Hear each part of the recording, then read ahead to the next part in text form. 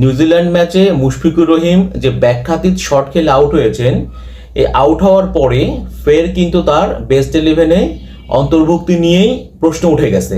প্রচুর কিন্তু সমালোচনা হচ্ছে এবং সেটা কিন্তু খুবই স্বাভাবিক। যদি আপনারা লাস্ট 4 থেকে 5টা ম্যাচ দেখেন তাহলে পারে আসলে মুশফিকুর রহিমের বেস্ট 11-এ চান্স পাওয়াটাই খুবই কঠিন।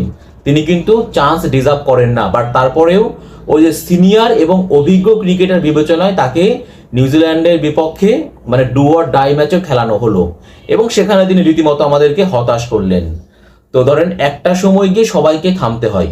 মুশফিকুর রহিম বাংলাদেশ দলের হয়ে অনেক স্মরণীয় পারফরমেন্স উপহার দিয়েছেন, বাট যদি তার আমরা পারফরমেন্স, ফিটনেস এবং বয়স বিবেচনা করি তাহলে পারে তার কিন্তু এখনই থামার উপযুক্ত সময়। ব্রায়ান লারা থেকে শুরু করে সচিন টেন্ডুলকার, রিকি পন্টিং সবাই কিন্তু ক্রিকেটকে বিদায় বলেছেন।